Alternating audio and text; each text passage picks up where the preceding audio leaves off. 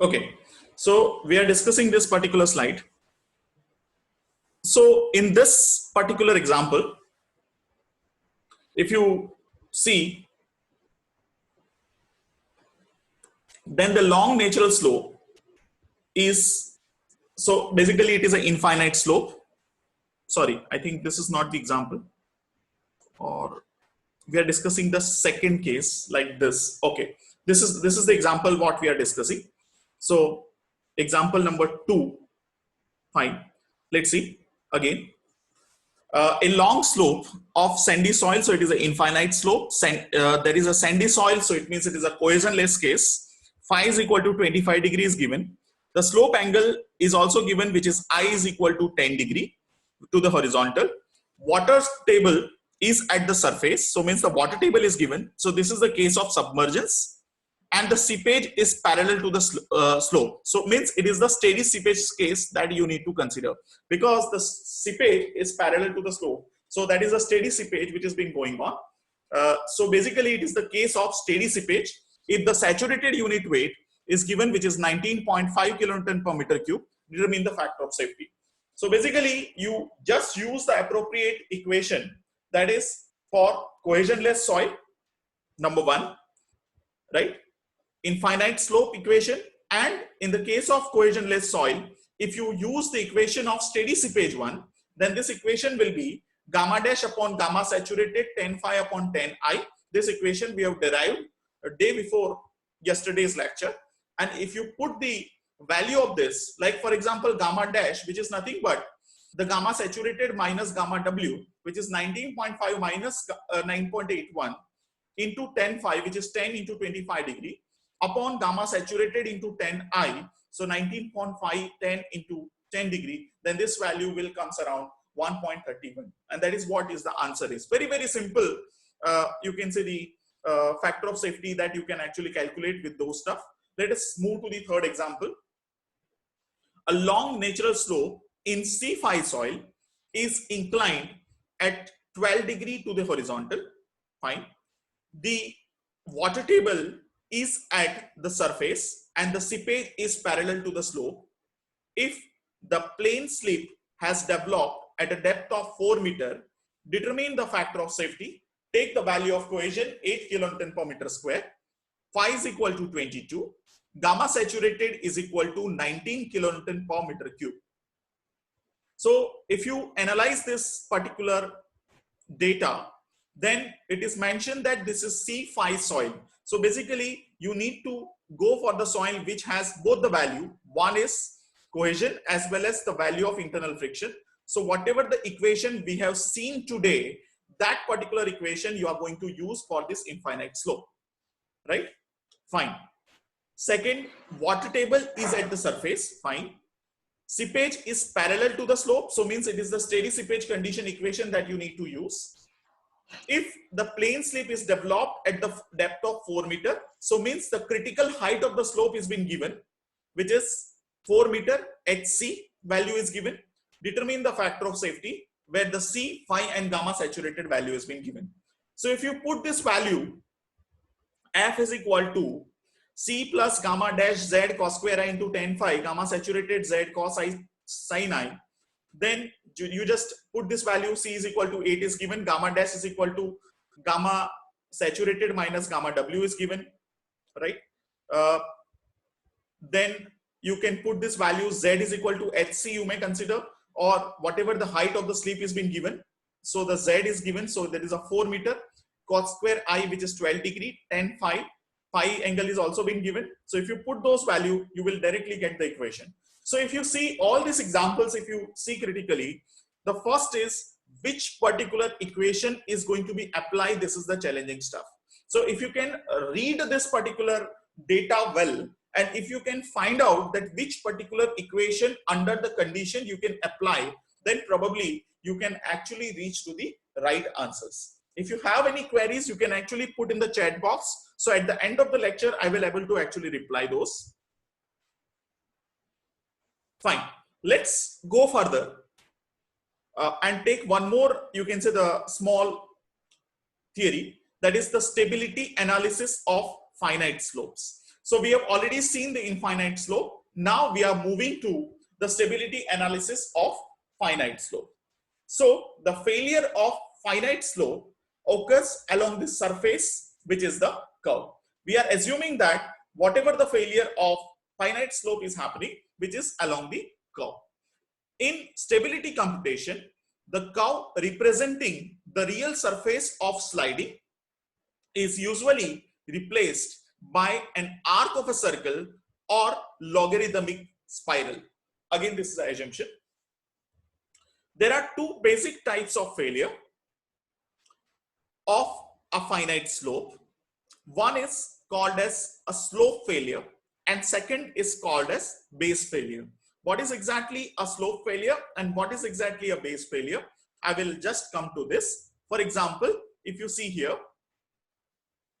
you can see this is a typical slope where you can find out, you can say this is the slope. If I am assuming my failure is the circular or the curve, and if my failure is occur within the slope, then I would say it is a slope failure. You can see this case and this case, it is within the slope.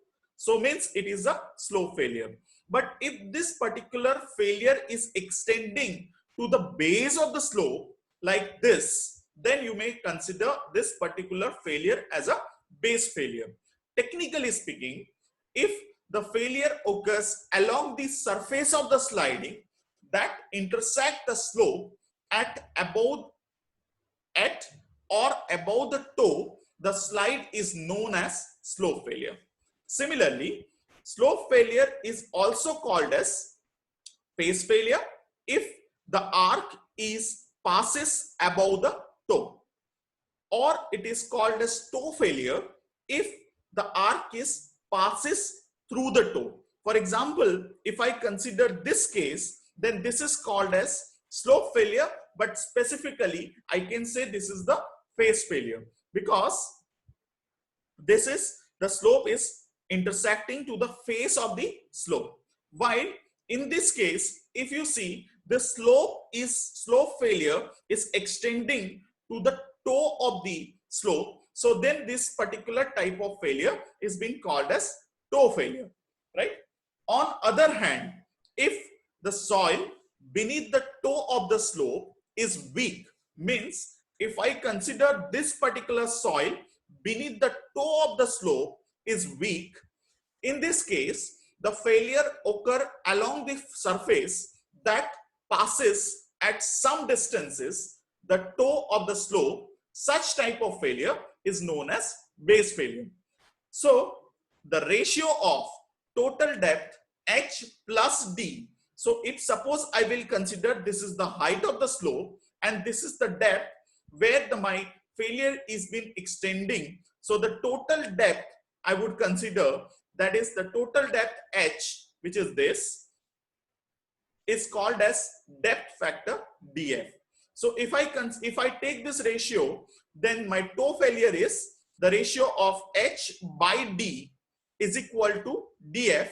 So if my h by d is equal to 1 in this case, then it is called as toe failure.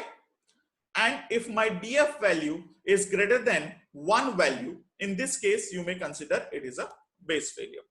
I think this is very, very simple explanation. So we have seen slope failure is having, you can say we have assumed it is a circular or the curve.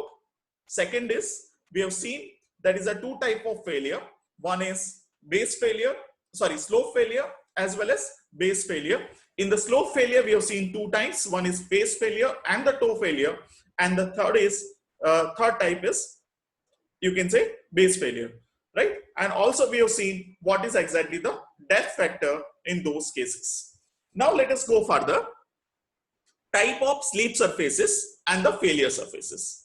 The rupture of the finite slope may take place along one of the following failure surfaces. Like first, planar surface failure.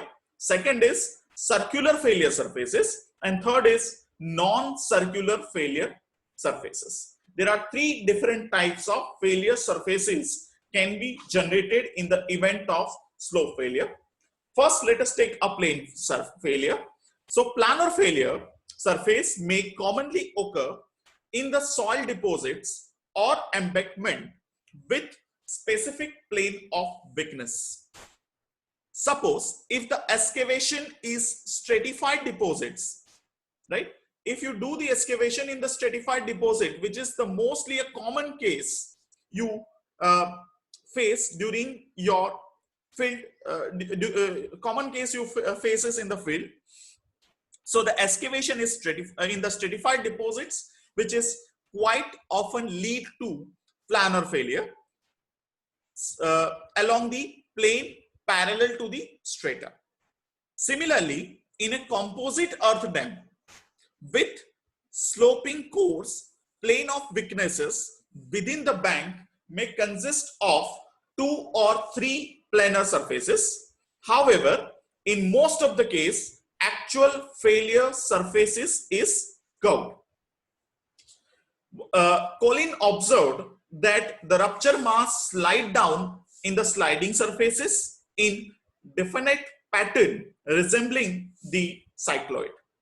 I will just come to this particular line later on. Generally, the failure surfaces is having arcs somewhat flatter at the end and the sharper at the center. Now let us move to the circular failure. The circular rupture surface is first proposed by Patterson in 1916. Further, the field investigation by a Swedish geotechnical commission justified the circular arc as close approximation of actual slip surface in homogeneous and isotropic soil conditions. So generally, we have an assumption that the soil is homogeneous and isotropic. In these cases, we are generally assuming the slope failure as a circular arcs. For a simple idealized problems, the assumption of circular failure surface is sufficiently accurate. So generally we are taking circular failure in most of the cases to analyze the slope problems. However, this is with the assumption that the soil is homogeneous and isotropic. However, generally in the field, planar failure will occur. Right. Let us, according to the Bennett in 1951, non-circular or the composite type, like it is the combination of both planar as well as circular slip surface may arise in a homogeneous dam having one or more of the followings. The first is if the foundation is having some finite depth, if rigid boundary planes of minimum or maximum zero shear condition will prevail, or presence of relatively stronger or the weaker layer is exist in nature. In such cases, you will see the combination of planar as well as the circular failure, which we are saying either a composite or non-circular failure, that is mostly here seen. Similarly, according to the other scientist in 1965, condition at which the non-circular or the composite slip surface may occur in the non-homogeneous earth dam, which is presence of soft layer in the foundation, use of different types of soil and the rock in the earth dam section with varied strength and pore pressure condition, means the soil is no more remain homogeneous. Use of drainage blanket to facilitate the dissipation of pore pressure. So basically, these are all, you can say, the different types of the failure surfaces may occur. However, we are assuming for our stability analysis, we are going to assume a circular failure in some method. So based on this failure surfaces, there are several methods is being actually proposed. Like Kalman methods, you can see, if you see the method of analysis, the stability of finite element can be investigated by number of methods. The first is the Kalman method, which is based on planar failure surfaces, while most popular method which is used in the field, which is Swedish slip circle method or the slip circle method, which is also which based on the circular failure.